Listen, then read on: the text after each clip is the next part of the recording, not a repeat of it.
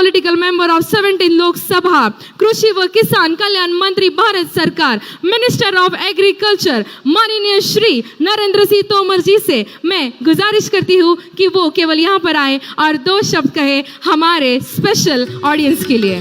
तालियां जोरदार।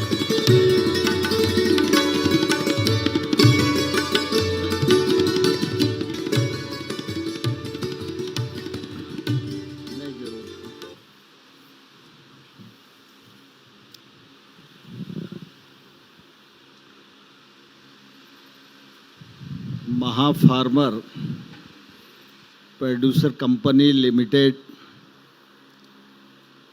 की 8वीं वार्षिक साधारण सभा के इस मौके पर हम सब के मध्य उपस्थित इस पूरे कार्यक्रम के आयोजक आदरणीय श्री योगेश जी, भारत सरकार के पूर्व सचिव आदरणीय हेम पांडे जी, कमिश्नर एग्रीकल्चर महाराष्ट्र आदरणीय धीरज कुमार जी, संजय काटकर जी, दशरथ जी, भारतीय जनता पार्टी के अध्यक्ष गणेश जी, पोद्दार जी, कंपनी के सभी संचालकगण और इस अवसर के साक्षी बन रहे सर्वसाधारण सभा के सभी सम्मानीय सदस्यगण,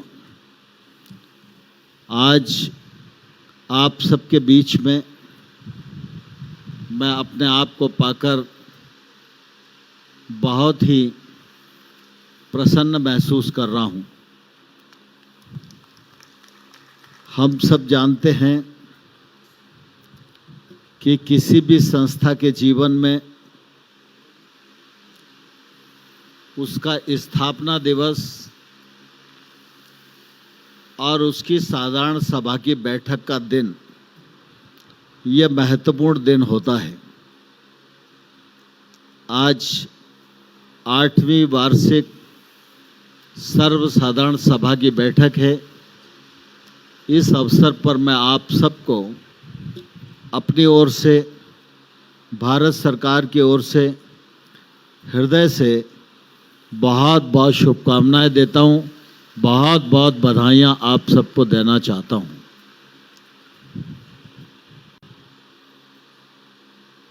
मुझे इस बात की प्रसन्नता है कि योगेश जी, उनकी पूरी टीम और उसके पीछे राज्य सरकार का सहयोग, हेम पांडे जी का मार्गदर्शन और आप सबका सक्रिय योगदान, उसके परिणाम स्वरूप आज महाफार्मर प्रोड्यूसर कंपनी का यह स्वरूप देखने में आ रहा है। जब योगेश जी ने मुझे कहा तो एक आध बार तो मैंने कहा बताता हूं मैं तारीख, लेकिन मेरे मन में था कि जब इस प्रकार का प्रयत्न हमारे नौजवानों द्वारा, किसानों के द्वारा किया जा रहा है, तो निश्चित रूप से मुझे प्रोत्साहित करने के लिए आप सबके बीच में पहुंचना ही चाहिए। और इसलिए मैं आज आप सबके मध्य उपस्थित हुआ हूं। हम सब जानते हैं, माननीय प्रधानमंत्री जी हमेशा कहते हैं, सबका साथ, सबका विकास, सबका विश्वास और सबका प्रयास। यह अपने आप में आगे बढ़ना देश को आगे बढ़ाने का वास्तव में एक मूल मंत्र है, लेकिन इस मंत्र को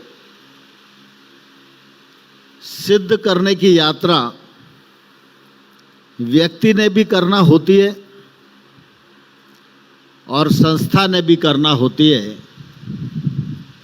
जो सफलतापूर्वक यात्रा करता है, यह मंत्र उसे सिद्ध हो जाता है और सफलता उसके कदम चूम लेती है, ऐसा मेरा विश्वास है। हम सब जानते हैं कि एक मनुष्य है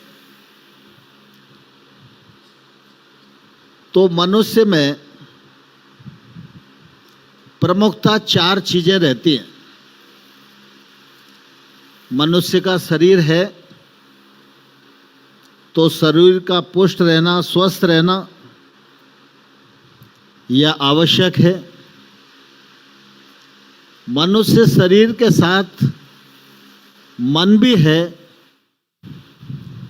तो मन का आनंद होना यह भी सफल मनुष्य के जीवन के लिए उतना ही आवश्यक है जितना शरीर का स्वस्थ होना। मनुष्य शरीर मन के अतिरिक्त बुद्धि भी है। बुद्धि का उपयोग, सदुपयोग, बुद्धि की तीव्रता, यह भी मनुष्य के भीतर उतनी पुष्ट होनी चाहिए जितना शरीर और मन। और इसी प्रकार से सबसे महत्वपूर्ण चीज मनुष्य के शरीर में है, शरीर, मन, बुद्धि के बाद आत्मा। यही आत्मा किसी भी मनुष्य को संचालित करती है।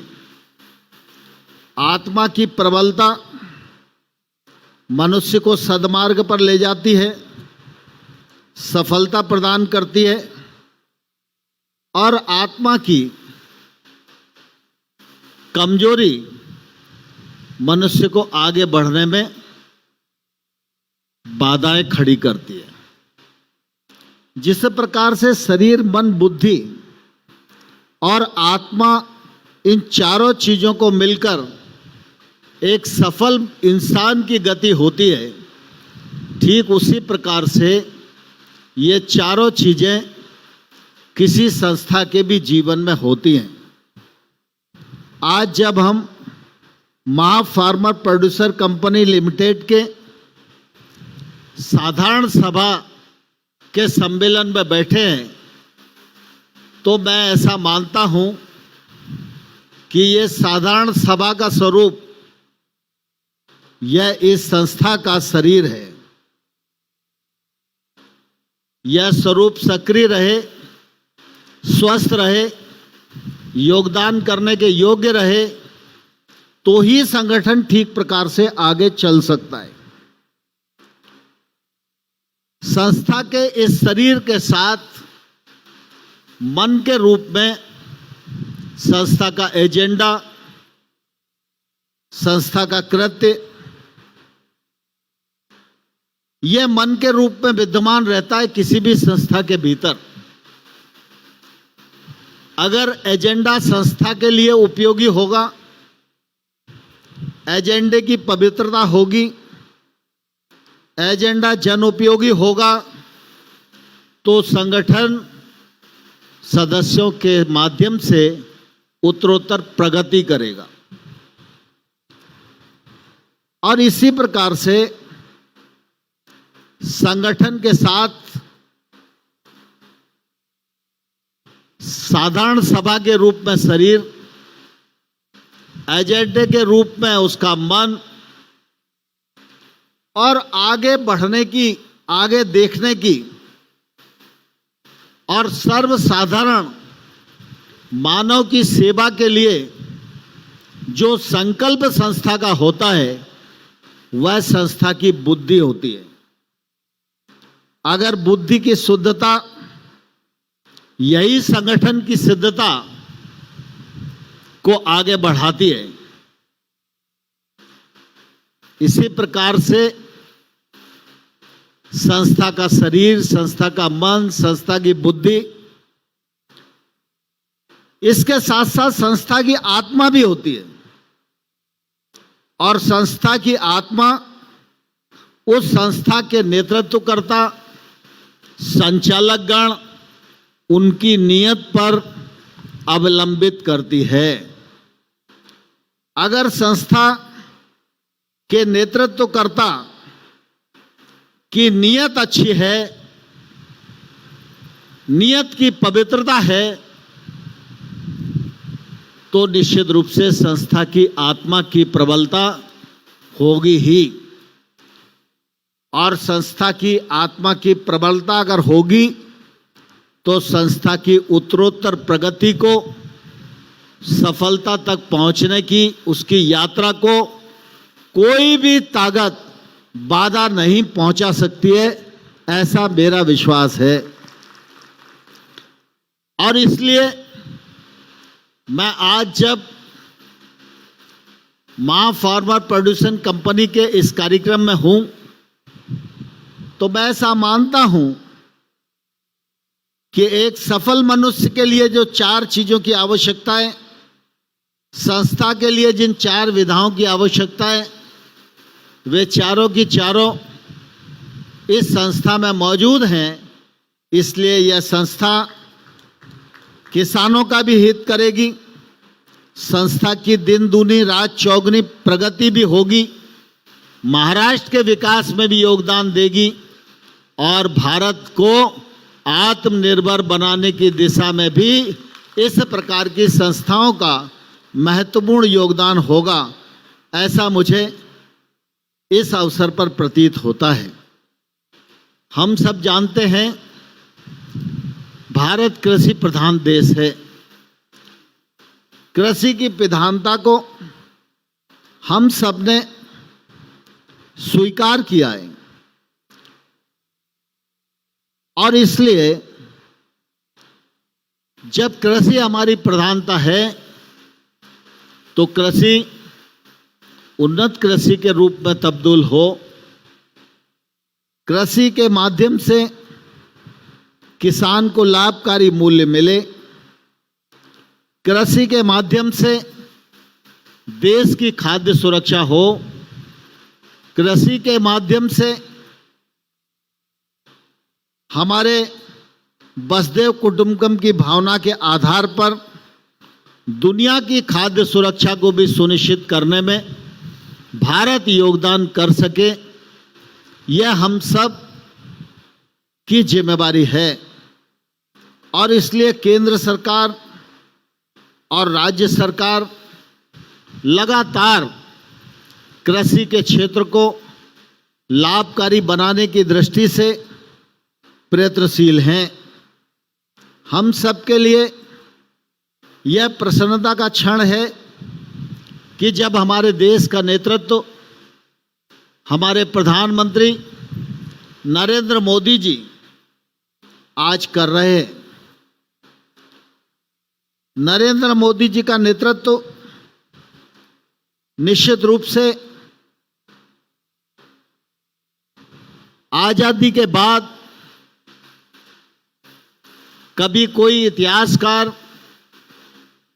देश के लोकतंत्र का इतिहास लिखेगा और प्रधानमंत्रियों के बारे में लिखेगा तो नरेंद्र मोदी जी का कार्यकाल स्वर्णिम कार्यकाल के रूप में उल्लेख किया जा सकेगा। प्रधानमंत्री जी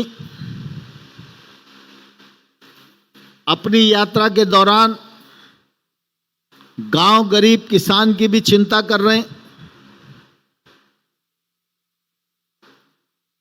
देश की साख दुनिया के राजनीतिक मंच पर बढ़े, इस बात का सफलतम प्रयास कर रहे हैं। मेक इन इंडिया के भाव को बढ़ाने का प्रयत्न कर रहे हैं। हम अपने आप पर, अपनी विरासत पर गौरव कर सकें, गुलामी मानसिकता से मुक्त हो सकें, इस दिशा में उनका प्रयत्न है। भारत माता आने वाले कल में परम वैभव के शिखर पर पहुंचे। इस दिशा में भारत की साख दुनिया के राजनीतिक मंच पर स्थापित हो, इसका सफलतम प्रयत्न आज नरेंद्र मोदी जी के नेतृत्व में हो रहा है। लेकिन जहां एक और देश की रक्षार्थ मेक इन इंडिया के माध्यम से हर हथियार भारत में बने, हर रेल का इंजन मेक इन इंडिया हो, हर mobile company make in India हो, हमारे बच्चों को रोजगार के अवसर सृजित हों, इस दिशा में प्रयत्न चल रहा है। वहीं पूरब से पश्चिम, उत्तर से दक्षिण, चार धाम जैसी यात्रा को इंफ्रास्ट्रक्चर से जोड़ने के लिए भारतमाला परियोजना, बंदरगाह को बंदरगाह से जोड़ने के लिए सागरमाला परियोजना, देश का संपूर्ण चित्र बदलने की जो कोशिश प्रधानमंत्री नरेंद्र मोदी जी के द्वारा हो रही है, वह आने वाले कल में भारत को विकासशील भारत से आगे बढ़ाकर विकसित भारत की कल्पना को मूर्त रूप देने में कामयाब होगी। लेकिन हम सब इस बात को भली भांति जानते हैं कि हम कितना ही बड़ा बड़ा काम कर लें, लेकिन जब तक देश का गरीब गैर बराबरी से मुक्त नहीं होगा और जब तक देश का किसान खुशहाल जीवन व्यतीत नहीं करेगा, तब तक हमारी यात्रा पूरी नहीं होगी। और इसलिए आप सबको मालूम है, गैर बराबरी को समाप्त करने की दिशा में तो अनेक बातें जो जब सरकारों में रहा है करता ही रहा है, लेकिन उस बात को अमल करना, धरती पर उतारना, इसमें बड़ा गैप था। लेकिन प्रधानमंत्री नरेंद्र मोदी जी ने इस गैर बराबरी को समाप्त करने का बीड़ा अपने नेतृत्व में इस कालखंड में उठाया। हम देखते थे हमारे देश में लगभग आधी आबादी ऐसी थी जिसका बैंक में अकाउंट नहीं था। जिस देश की आधी आबादी का लिंक बैंक से नहीं है, वह विकसित भारत कैसे बन सकता है? जिस देश की आधी आबादी को शौच के लिए शौचालय जाने की व्यवस्था नहीं है, वह देश विकसित भारत कैसे बन सकता है? जिस देश के लाखों गांवों में बिजली की पहुंच नहीं है, वह देश विकसित भारत कैसे बन सकता है? जिस देश में करोड़ों परिवारों के पास रसोई बनाने के लिए गैस का सिलेंडर नहीं है, वो विकसित भारत कैसे बन सकता है? यह असमानता पूरे देश में व्याप्त थी। तो गैर बराबरी समाप्त हो, इसके लिए प्रधानमंत्री आवास योजना, घर घर शौचालय, जल जीवन मिशन के माध्यम से हर गांव में नल जल योजना, सौभाग्य योजना के माध्यम से हर गरीब के घर में बिजली और उज्ज्वला योजना के माध्यम से हर घर में गैस का निःशुल्क सिलेंडर,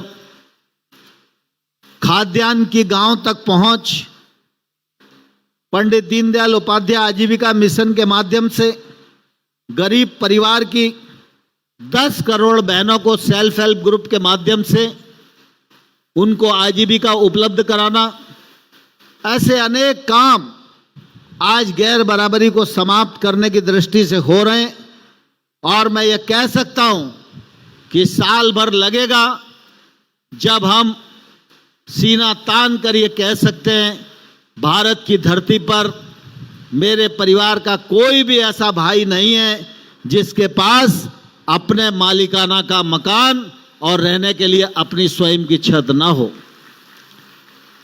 गैर बराबरी को समाप्त करने की दिशा में एक बेहतर कार्य योजना बनाकर प्रधानमंत्री जी काम कर रहे हैं और निश्चित रूप से उसमें सफलता मिल ही रही है। ठीक इसी प्रकार से 2015 में प्रधानमंत्री जी ने कहा था किसान की आमदनी दोगुनी होनी चाहिए इसके लिए सबने प्रयत्न करना चाहिए। केंद्र सरकार, राज्य सरकार, किसान, प्रोड्यूसर कंपनियां, एफपीओ, सबने मिलकर इस दिशा में 4-5 साल काम किया है और मुझे कहते हुए प्रसन्नता है कि प्रधानमंत्री के आह्वान के बाद जो स्पिरिट बनी उसका लाभ आज पूरे देश को मिल रहा है। लाखों किसान ऐसे हैं जिनकी आमदनी इन वर्षों में 2 गुने से भी आगे बढ़कर 5 गुने और 10 गुने तक बढ़ी है। मैं भी कुछ दिन पहले श्रीनगर गया था। श्रीनगर में केसर के किसानों से बातचीत कर रहा था। वहाँ भारत सरकार ने एक केसर पार्क बनाया है। मैं उसके कार्यक्रम में गया था तो वहाँ पर किसान ने खड़े होकर मुझे कहा कि जब ये केसर पार्क नहीं था तो हमारी केसर का भाव 1 लाख रुपए किलो मिलता था, लेकिन भारत सरकार ने केसर पार्क बना दिया। अब हमारी केसर का भाव 2 लाख रुपया किलो हमको मिलता है। अभी हमारे आईसीआर का फाउंडेशन डे था। उस दिन देश के जो लाखों किसान हैं जिनकी आमदनी बढ़ी है, उसमें आज़ादी के 75 वर्ष के अमृत महोत्सव के अवसर पर भारतीय कृषि अनुसंधान परिषद ने तय किया था कि हम 75,000 ऐसे किसानों का डॉक्यूमेंटेशन करेंगे जिनकी आमदनी 2 गुनी से अधिक बढ़ी है। सफलतापूर्वक उन्होंने इस काम को अंजाम दिया। मैं योगेश जी को कहना चाहता हूं कि वो डॉक्यूमेंटेशन ऑनलाइन है, उसका अगर हम कोई उपयोग कर सकते हैं और दूसरे किसानों को प्रेरणा जगाने में, तो मुझे लगता है हमें इस दिशा में काम करना चाहिए। प्रधानमंत्री जी ने सिर्फ कहा ही नहीं, आय सहायता के रूप में प्रधानमंत्री किसान सम्मान निधि योजना प्रारंभ की। मैं समझता हूं आज तक किसानों के लिए जितनी योजनाएं बनी हैं, उन योजनाओं में किसान के साथ सम्मान का नाम पहली बार सम्मान निधि योजना के अंतर्गत जोड़ा गया है। इस योजना के अंतर्गत लगभग 11 करोड़ किसानों को अब तक 2 लाख करोड़ से अधिक किसानों को पैसा उनके खाते में डाला जा चुका है। मुझे अभी धीरज कुमार जी बता रहे थे, लगभग 22,500 करोड़ रुपया महाराष्ट्र के किसानों को इस योजना के अंतर्गत प्राप्त होता है। फसल बीमा योजना का लाभ सब लोगों को नहीं मिलता था। प्रधानमंत्री नरेंद्र मोदी जी ने सुरक्षा कवच के रूप में फसल बीमा योजना लागू की और मुझे कहते हुए प्रसन्नता है कि देश भर में तो लाखों किसान जुड़े ही हैं, लेकिन महाराष्ट्र राज्य उसमें अग्रणी अवस्था में। लगभग 50 लाख से अधिक किसान फसल बीमा योजना में कवर किए गए। फसल बीमा योजना के माध्यम से आज दिनांक तक जिन किसानों का नुकसान हुआ है, उनको लगभग 1,22,000 करोड़ रुपया मुआवजे के रूप में भरपाई की गई है। हम सब जानते हैं, आप प्रोड्यूसर कंपनी में काम कर रहे हैं, सभी लोग किसानों की स्थिति को नज़दीक से देखते हैं। आज खेती की दृष्टि से जो इंफ्रास्ट्रक्चर चाहिए, वो इंफ्रास्ट्रक्चर गांव में उपलब्ध नहीं है। आज वेयर हाउस हो, कोल्ड स्टोरेज हो, सॉर्टिंग ग्रेडिंग मशीनें हो, अन्य प्रकार का इंफ्रा हो, ये आपको जिला स्थान पर मिलेगा या बड़ी मंडी के आसपास स्थान पर मिलेगा।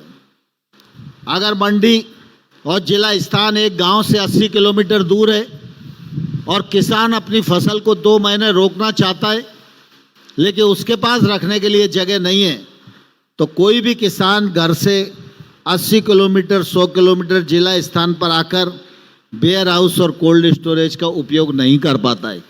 अगर ये इंफ्रास्ट्रक्चर पैक्स के माध्यम से, एफपीओ के माध्यम से अगर गांव में दो किलोमीटर 4 किलोमीटर की परिधि में उपलब्ध होगा तो इस इंफ्रास्ट्रक्चर का उपयोग किसान कर पाएगा और जब उसे वाजिब दाम मिले तब अपनी फसल को बेच सकने की स्थिति में होगा। और इसके लिए प्रधानमंत्री जी ने इंफ्रास्ट्रक्चर फंड बनाया और सिर्फ एग्रीकल्चर में ही नहीं बनाया, एग्रीकल्चर के लिए 1 लाख करोड़ रुपए का प्रावधान किया, पशुपालन के लिए 15,000 करोड़ रुपए का प्रावधान किया, मत्स्य पालन के लिए 20,000 करोड़ रुपए का प्रावधान किया, हर्बल खेती के लिए 4 लाख करोड़ रुपए का प्रावधान किया, मधुमक्खी पालन के लिए 500 करोड़ रुपए का प्रावधान किया, छोटी फूड प्रोसेसिंग इंडस्ट्री को सहयोग करने के लिए 10,000 करोड़ रुपए का प्रावधान किया। लगभग 1.5 लाख करोड़ रुपया ये गांव में कृषि और संबंध कामकाज के लिए इंफ्रास्ट्रक्चर विकसित हो, इसके लिए ये व्यवस्था प्रधानमंत्री जी के द्वारा की गई है। और मुझे कहते हुए प्रसन्नता है, एग्रीकल्चर इंफ्रा फंड के माध्यम से अभी तक 14,000 करोड़ रुपए के गांव-गांव में प्रोजेक्ट को बैंकों ने स्वीकृत कर दिया है, जिसका लाभ निश्चित रूप से आने वाले कल में किसानों को मिलेगा। हमारे एफपीओ भी इस दिशा में कदम आगे बढ़ा सकते हैं। कृषि उपज मंडियां भी इसमें इंफ्रास्ट्रक्चर को बढ़ाने में मदद लेने के लिए आ सकती हैं। हमारे कोऑपरेटिव क्षेत्र की पैक्स वो चाहे तो अपने कमांड क्षेत्र में इस फंड का उपयोग करके इंफ्रास्ट्रक्चर खड़ा कर सकती हैं।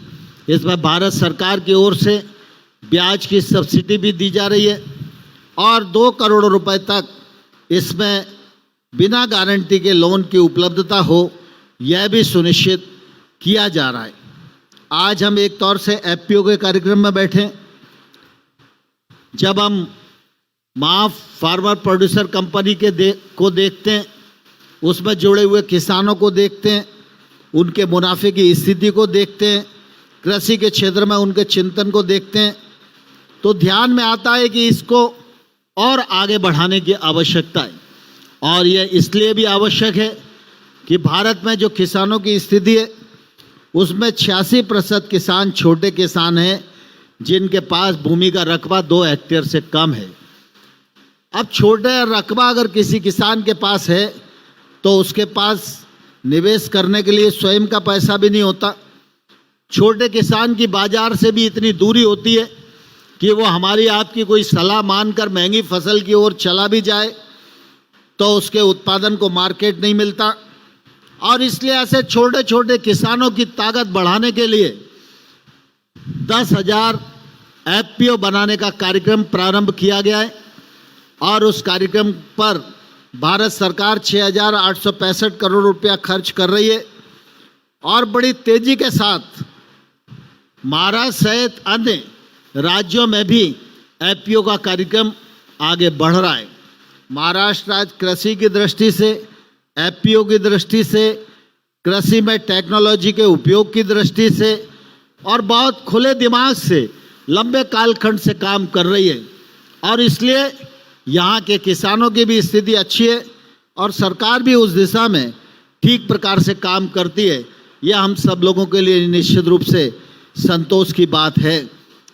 किसानों को आवश्यक सुविधाएं मिलें, इस दिशा में भारत सरकार पूरी तरह से प्रयत्नशील है और आगे हमारी कोशिश है कि जो कृषि के समक्ष चुनौतियां हैं, उन चुनौतियों का समाधान हम कैसे कर पाएं। आज स्वाभाविक रूप से कृषि का उत्पादन बढ़े, उत्पादकता बढ़े, किसान माइक्रो इरिगेशन की तरफ प्रवृत्त हों, फसल विविधीकरण की ओर प्रोत्साहित हों और जो प्राकृतिक प्रकोप की चुनौती है, किसान सब कुछ अच्छा करे, सरकार सब कुछ अच्छा करे, लेकिन फसल खड़ी हुई है और उस समय प्रकृति नाराज हो गई तो किसान को नुकसान में जाना ही पड़ता है। जैसे अभी बेमौसम बरसात हो गई इसका प्रभाव देश के अनेक हिस्सों में पड़ा है। हम सब जानते हैं प्रधानमंत्री फसल बीमा योजना, एसडीआरएफ से राज्य सरकार भी मदद करे, आरबीसी से करे, लेकिन उसके बावजूद भी जितना नुकसान हो जाता है उसकी पूरी भरपाई नहीं हो पाती है। यह भी एक चुनौती के रूप में हम सबके सामने विषय खड़ा हुआ है। दूसरा, किसान को परिवहन की सुविधा मिले, किसान को बाजार में अच्छा दाम मिले, बाजार से जो उसकी दूरी है वो कम हो, इसके लिए निश्चित रूप से आज प्रयत्न करने की आवश्यकता है। मैं धन्यवाद देना चाहूँगा मां फार्मर प्रोड्यूसर कंपनी के सभी पदाधिकारियों को कि आप सब लोगों ने मिलकर इस दिशा में बहुत ही बेहतर काम किया है। यह काम और आगे बढ़े और किसान के दरवाजे पर एफपीओ पहुँचे अथवा सरकार पहुँचे, लेकिन किसान की तकलीफ कम हो, किसान का उत्पादन बढ़े और किसान को अच्छा दाम मिले। यह हम सब लोगों की जिम्मेवारी है और मुझे लगता है इस दिशा में सोचना भी चाहिए और इस दिशा में हम लोगों ने काम भी करना चाहिए। आज थोड़ी विसंगतियां हैं क्योंकि इससे पहले तो किसान का डाटा ही नहीं था, लेकिन मैं धन्यवाद देना चाहता हूं प्रधानमंत्री जी को। प्रधानमंत्री जी टेक्नोलॉजी के उपयोग के प्रति बहुत आग्रही हैं और पारदर्शिता के प्रति बहुत आग्रही हैं, और इसलिए जब उन्होंने जनधन खाते की बात की तो सबको ऐसा लगता था कि जनधन खाते खुलेंगे भी तो क्या होगा, लोग के पास जेब में जमा करने के लिए पैसे तो होने चाहिए। तब लोगों को समझ में नहीं आ रहा था, उनको लग रहा था प्रधानमंत्री जनधन खाता ऐसे ही खुलवा रहे हैं, कोई कार्यक्रम नहीं होगा, कोई पैसा नहीं होगा, इसलिए उन्होंने कहा बैंक से खाते खुलवाओ। लेकिन प्रधानमंत्री जी की दूरदृष्टि अतुलनीय है। मैं आपको एक आंकड़ा बताना चाहता हूँ। प्रधानमंत्री जी के आग्रह के परिणाम स्वरूप देश में 42 करोड़ जनधन खाते खोले गए। 42 करोड़ में 20 करोड़ 65 लाख महिलाओं के अकाउंट हैं, और इन 42 करोड़ अकाउंट में कितना पैसा आज जमा है आप अगर सुनेंगे तो निश्चित रूप से आश्चर्य होगा। 42 करोड़ खातों में छोटे छोटे गरीब आदमी का पैसा जो जमा है उसकी मात्रा 1,46,000 करोड़ रुपया है। अमीर आदमी की आर्थिक ताकत तो दुनिया को दिखती है, लेकिन मेरे देश का गरीब आदमी भी जब प्रकट करता है तो 1,40,000 करोड़ रुपया उसके अकाउंट में दिखाई देता है। तो लोगों के बैंक अकाउंट खुल गए, लोग मुख्य धारा में आ गए। फिर पीएम किसान सम्मान निधि जैसी योजनाएं प्रारंभ की, उसके लिए डीबीटी के कार्यक्रम को बल दिया। तो आज स्वाभाविक रूप से डीबीटी के माध्यम से जब किसान सम्मान निधि का 2 लाख करोड़ से अधिक रुपया लोगों के खातों में चला गया, ना कोई विचौलिया है, ना कोई अमानत में खयानत है, ये अपने आप में इतना बड़ा कार्यक्रम है। शायद दुनिया में कोई भी डीबीटी का कार्यक्रम किसी बड़े से बड़े देश में इतना बड़ा कार्यक्रम नहीं है। लेकिन अप्रत्यक्ष रूप से अगर हम देखें तो इसका निश्चित रूप से इस दृष्टि से भी फायदा हुआ कि जब राजीव गांधी प्रधानमंत्री थे तो आप सब लोगों में से बहुत लोगों को ध्यान होगा, उन्होंने कहा था कि हम 100 रुपया दिल्ली से भेजते हैं, नीचे जाते जाते 100 के 15 रह जाते हैं।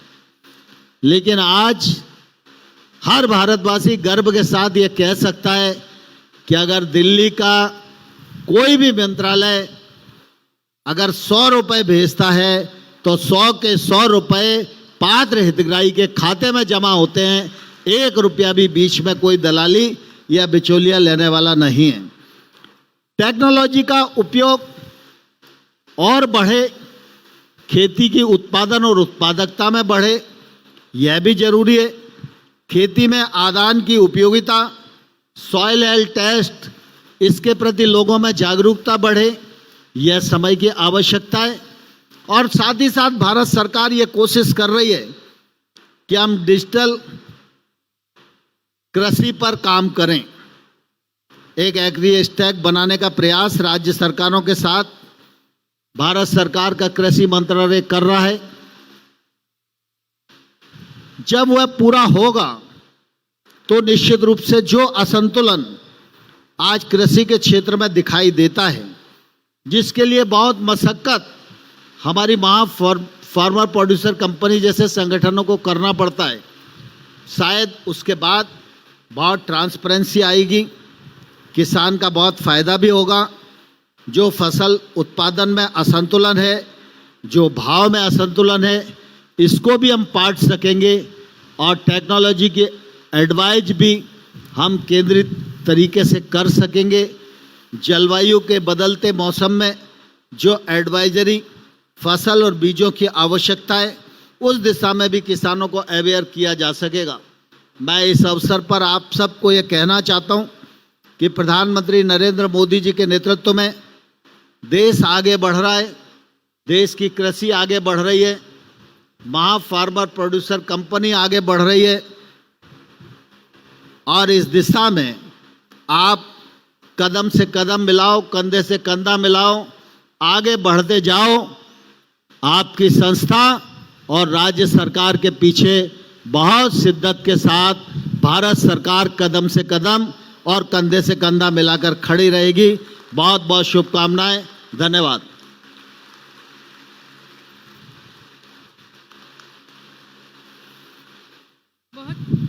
बहुत बहुत शुक्रिया सर का, और बहुत ही शानदार सा स्पीच रहा है जो कि बहुत ही महत्वपूर्ण है। बहुत बहुत शुक्रिया सर। और अब आगे बढ़ते हैं। इससे पहले हम आगे बढ़े, हम एक शानदार सी मेमोरीज, यादें, तस्वीरें यहाँ पर कैप्चर करेंगे। यहाँ पे हम एक ग्रुप फोटो लेंगे सभी का। मैं सभी ऑनरेबल गेस्ट, सारे हमारे प्रेक्षकों से गुजारिश करूँगी कि आप खड़े हो जाए, एक ग्रुप फोटो लेते हैं। एंड यस, डीजे से रिक्वेस्ट है, ट्रैक नंबर 1 जो मैंने भेज दिया था वो हम रेडी रखेंगे। यस, एफपीसी के ऑफिसर्स, स्टाफ मेंबर्स, सभी को आना है। सभी का ध्यान यहाँ पे होगा।